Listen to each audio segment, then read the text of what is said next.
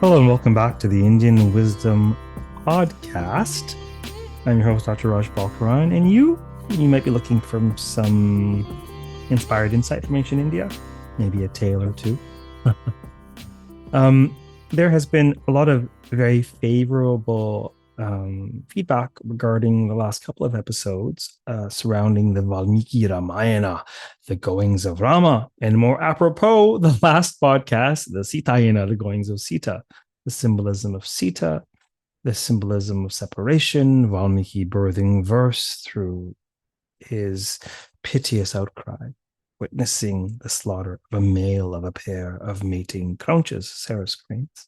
There's so much there about the artistic enterprise, about the plight of Sita, perhaps even about patriarchy, about women's roles, about kingship, about what is dharmic or adharmic. And certainly Rama's actions have vexed and perplexed a great many throughout the ages, in addition to, of course, offering inspiration and even modeling of righteous rule. Today, I want to take a closer look at Hanumān, a most fascinating figure indeed, a well-beloved deity, character. Hanumān is, of course, one of the Vanaras, the monkey men, ancient Indian Planet of the Apes. They are, on the one hand, they are a different species of primate, of sort of mythic primate. On the other hand, they are described as leading highly cultivated, civilized, sophisticated lives. And so, in many ways, when Rama encounters the monkey people, the Vanaras in the forest, they are a mirror, a reflection of human society. And so I think that the great poetic genius of Valmiki is using them as a super powerful trope, whereby to both point to the civility and structure and sophistication of humans, but also the extent to which we are all overgrown apes. And there are ways in which Hanumān really behaves like a monkey. And there are ways in which Hanumān behaves not only like a human being, but a highly cultivated, evolved human being. He seems to oscillate between simian and sage. And this is very purposeful because, to my mind, the human experience itself oscillates between, the primate and the quest for perfection, if you will. So much to be said about this beloved character, but what I think I'll do is I'll read a little bit to you from the rendition of a tale about Hanumān from the Stories Behind the Poses. This tale was actually rendered for Crescent Moon Pose. Okay. It talks about Hanumān's mother and his relationship to his mother and his relationship to the feminine principle and feminine power in particular. Now, it is noteworthy before I read to you, and of course, as is typical, I will expand, I will riff as I read. No one knows what will come. Little to no preparation goes into these podcasts. There might be a half an hour or 45 minutes carved out of my schedule, and I've got to record and speak and hope for the best. So I'll riff as I read, but it's noteworthy at the outset that Hanumān is typically without consort. This is extremely important because with so many male deities, we of course have a feminine consort. Lakshmi Narayana Bhyam Namaha. Hail obeisance to Lakshmi and Narayan, right? Vishnu and Lakshmi, for example. Uma Maheshwara Bhyam Namaha, Uma and Maheshwara, right? Shiva and Parvati, in other words.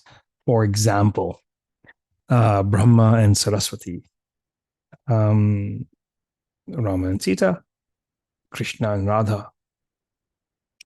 This is very, very, very common. This interplay, this encapsulation of divine masculine and divine feminine and their interplay. When I say divine masculine, divine feminine, really masculine and feminine as principles, as cosmic principles that we all partake in.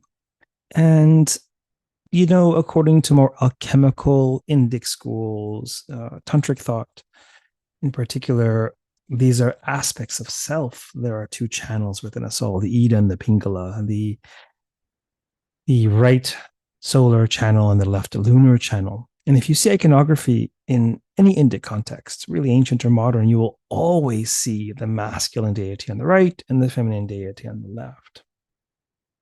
Now, Hanumān is without consort. Why is that? Well, we talked a little earlier in this podcast series about Durga. Durga, too, is without consort.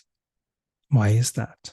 Well, perhaps rather than represent yin and yang, solar, lunar, in that sense, complementary parts to a whole, perhaps these figures represent the totality, the gamut. Is it not the case that Durga, mother of the universe, Amba, Jagadamba, is it not the case that she is martial and masculine? How do we honor the mother in the Indian context? Jaya Jaya, victory. Well, victory. She's a conquering hero. Yes, heroine figure. She's as martial as she is motherly, and maybe thereby she is as masculine as she is feminine. And of course, these roles are subject to change. Of course, they have much to do with the ways in which we construct and reconstruct and deconstruct societies, without question. But perhaps there is a quintessential masculine and feminine. Perhaps there is an aspect of the human experience that pertains loosely to right brain function versus left brain function, etc., etc. Well, Durga is, to my mind, not yin or yang, but she's yin yang. She is the source. She's the source of both, and with feminine face. And I think one can make the argument that Hanumān, on some level, has great masculine potential and great feminine potential. Is he not wonderfully accepting, accommodating,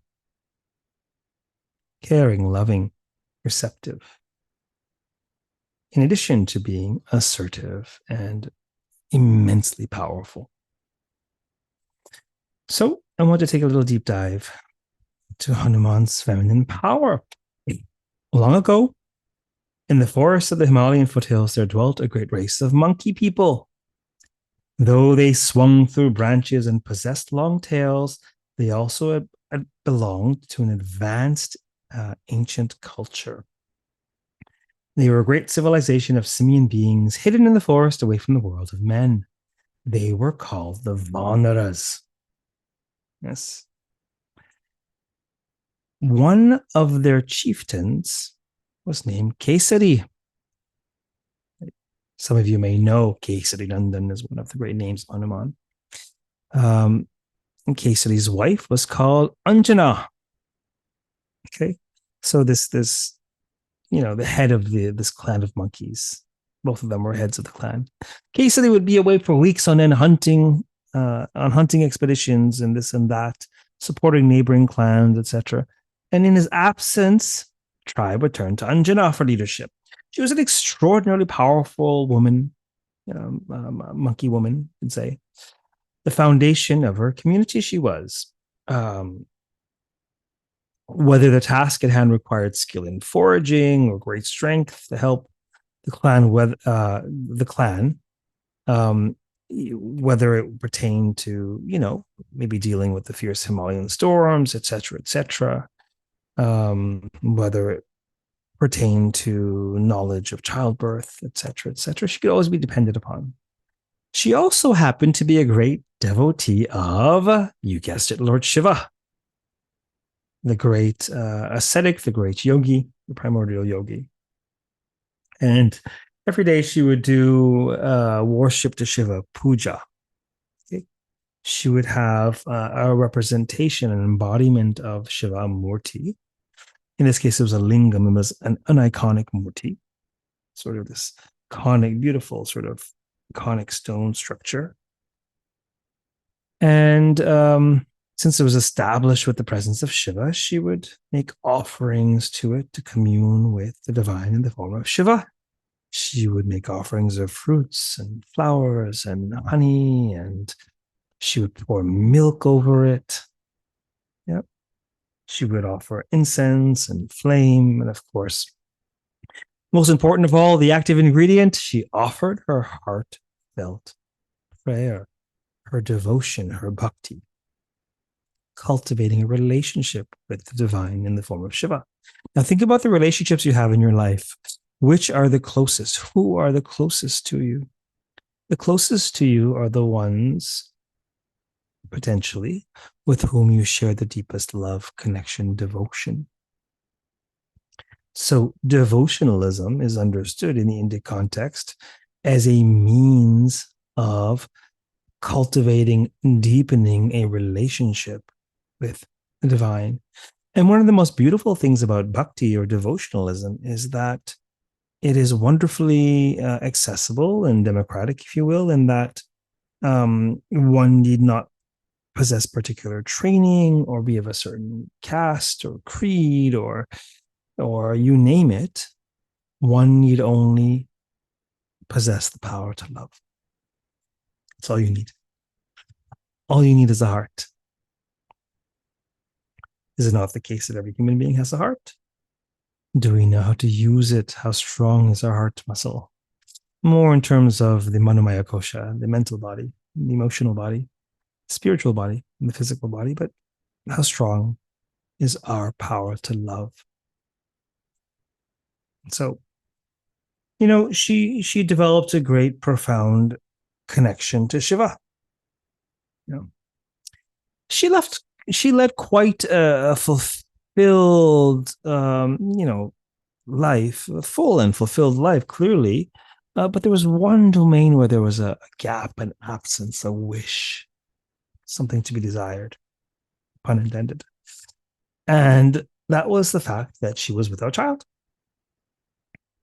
And so she decided to pray to Shiva, to commune with, to connect with the energy of Shiva in hopes of earning this boon.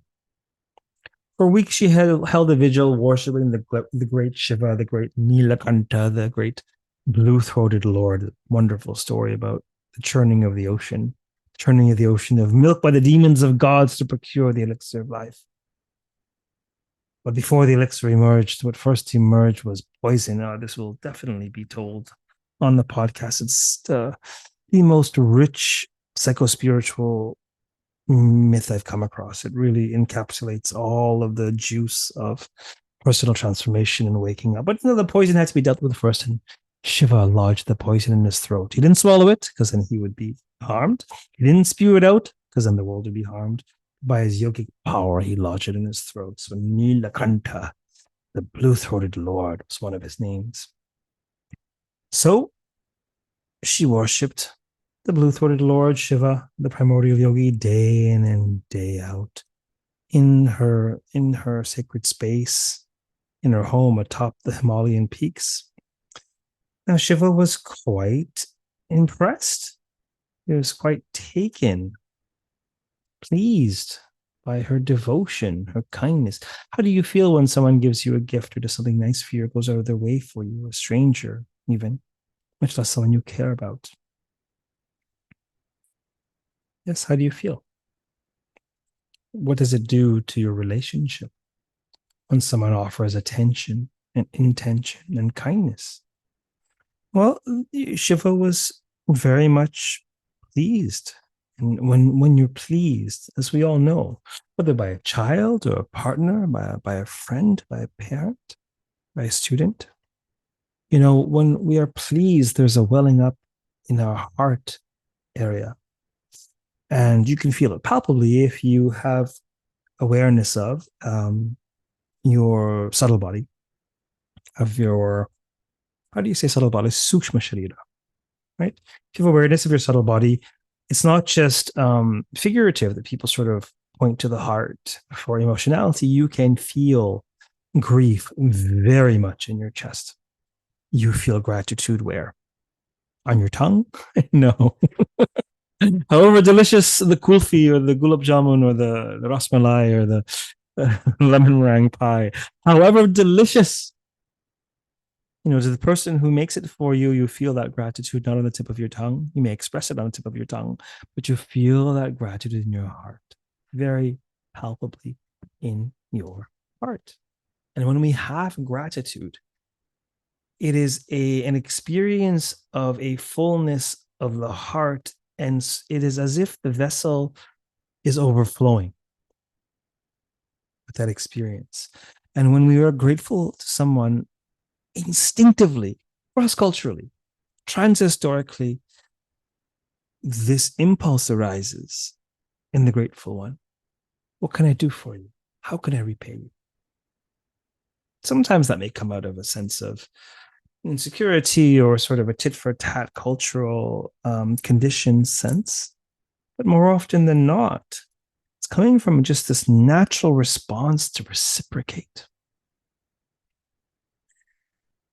This is the very foundation of bhakti, of devotionalism, where we pay attention and intention and make offerings to the divine.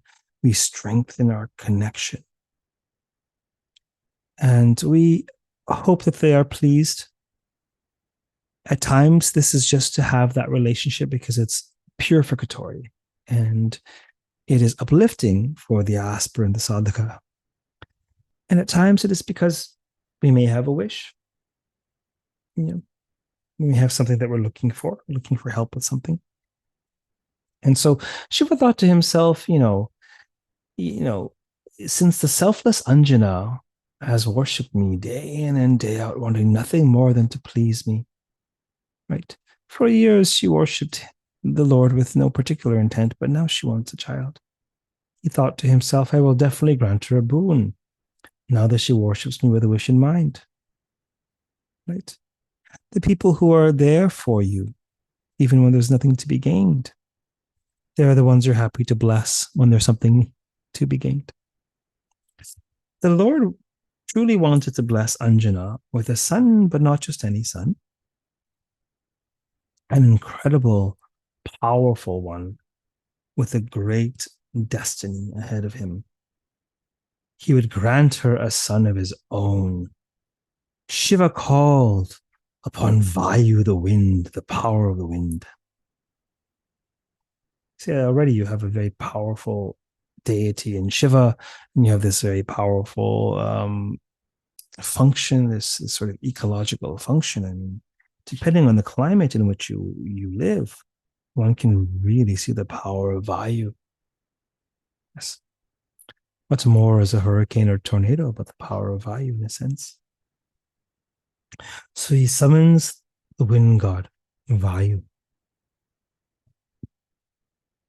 The next time Shiva was with Parvati, he spilled his seed and he allowed his seed to be carried by the wind god Vayu in order to grant Anjana a child. All of a sudden, we have how many parents involved? We'll return to this momentarily. To her utter delight, Anjana conceived. She gave birth to a wise, powerful, noble Vanara named Hanumān. Jaya Hanumān Jnana Guna Sagar. There's a beautiful medieval devotional poem, if you will, a prayer, a stotram, a praise, called the Hanumān Chalisa.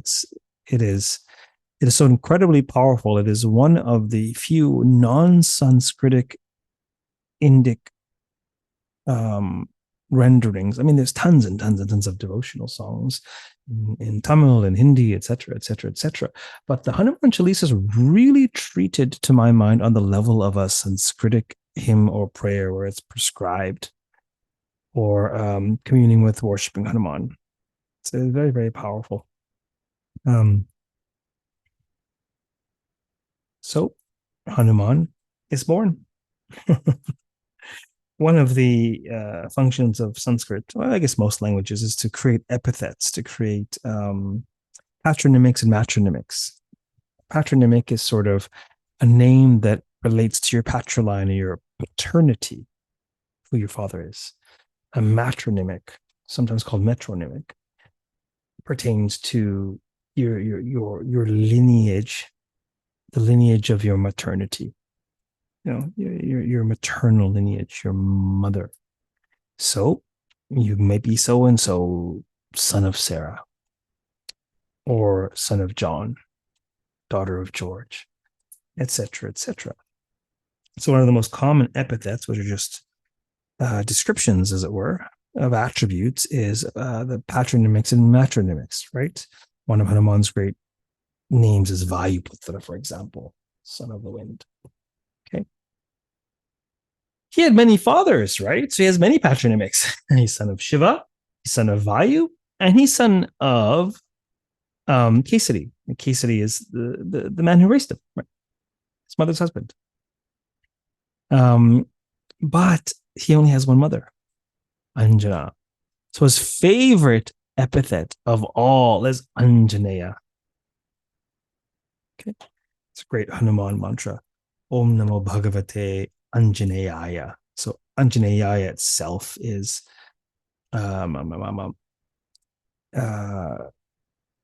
it's the dative case of, hail to Anjaneya, right? And Anjaneya means son of Anjana. He loved his mother dearly, so he loved to be called the son of Anjana. Yes. Identified with her, he associated with her, and he learned a great deal from her. He was quite a receptive, wise young man. Story will be told, if it hasn't already, about him being so curious about the mysteries of life that he approaches the sun. And actually, maybe I'll tell that story next. So we'll finish the Ramayana cycle from the stories behind the poses. But from a very young age, he was very inquisitive, very receptive, very curious about life,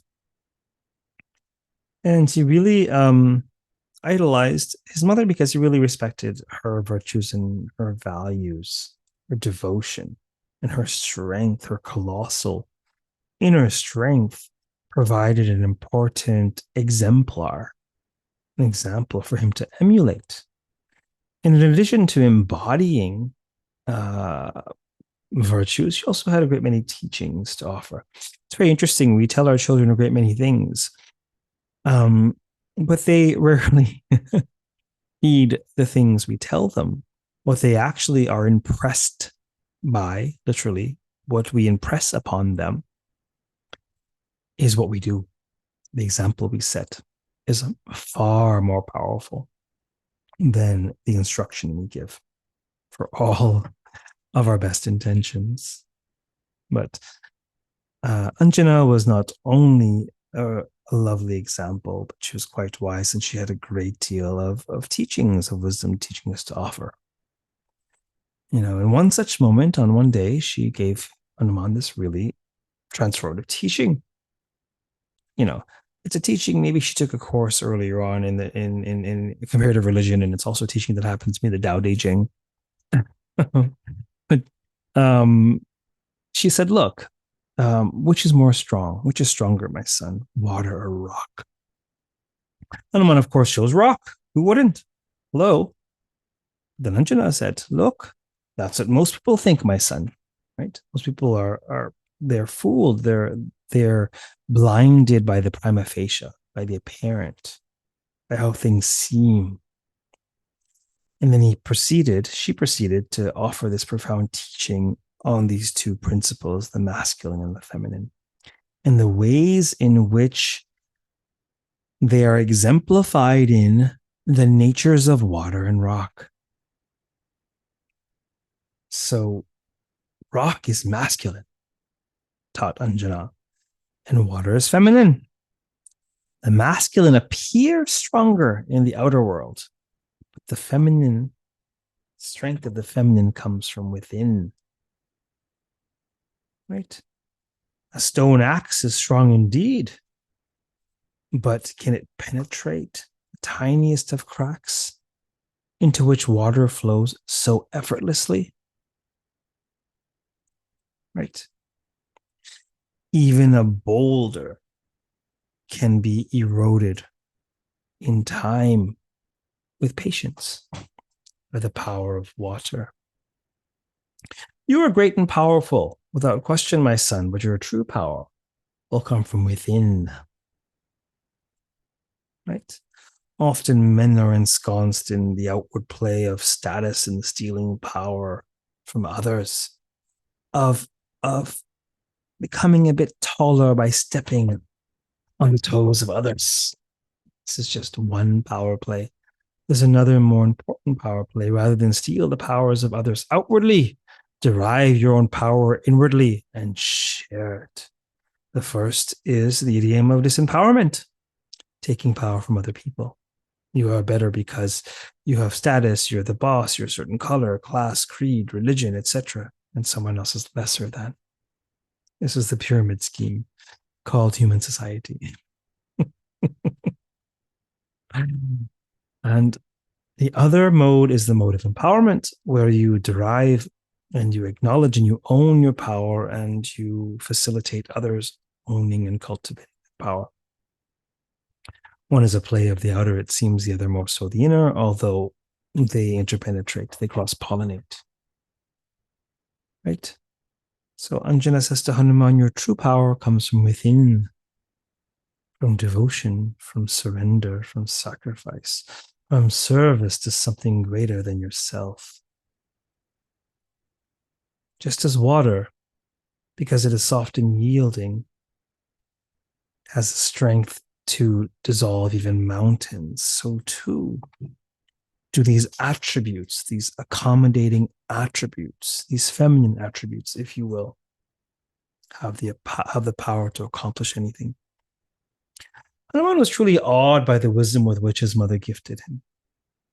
And indeed, it proved to be most important because he was a powerful warrior. No doubt he had great, colossal martial capacity, all kinds of supernatural physical feats were possible for him.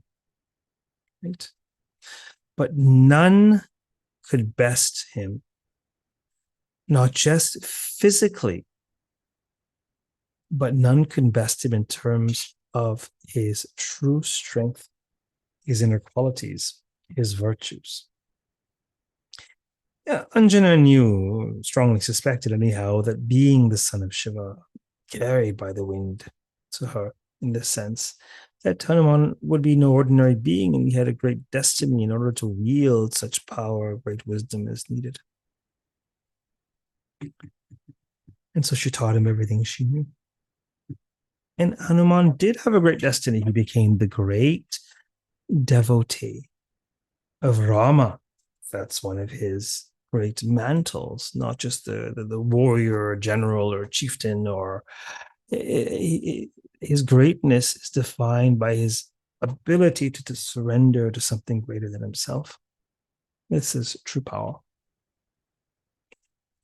And we're all aware, or somewhat aware, at least, of his very important role in bringing together Rama and Sita, that it was he who flung himself by divine grace across the ocean, piercing the air to land on Lanka, where he found Sita and he united the two. This is an important mythologization of an esoteric spiritual reality. Okay. Hanuman's true strength comes from the inner world, from his connection to the divine. He never marries and remains ever chaste. This is important. He has perfected brahmacharya, chastity. Okay? And in doing so, he's really sublimating his libidinal urges in pursuit of something inner, something otherworldly. Well, one can say, oh, it's certainly not natural to not engage one's libidinal urges. Of course, it's not. But do you want to be natural? Or do you want to be supernatural? So he's never married. He's ever chaste. He needs no feminine consort. In many ways, he represents feminine power, Shakti. His upright tail represents the raised power, the raised spiritual power that perhaps the Catholics call the Holy Spirit, but in this context, it's called Kundalini Shakti. This Kundalini Shakti is the portion of divine power that is manifestable within the human body. Okay. This is the power that affords him the ability to fly across the ocean, for example, to make himself much larger or smaller at will. This is supernormal power. Okay. Kundalini is feminine. So those who wield it, really what they're wielding is feminine power derived from the inner world. This doesn't come from the outer world. This isn't about stealing someone else's power. This is about cultivating your own power. On one occasion, Rama's beloved brother Lakshmana fell ill, and the only herb that could cure him was atop a faraway mountain. Hanumān flew to the mountain, but being a monkey, he couldn't tell which herb to bring back. So he brings back the entire mountain. So on the one sense, this is a colossal, ferocious feat. This is masculine power. Imagine the bulging biceps implicated in such a feat. But what is he using this for?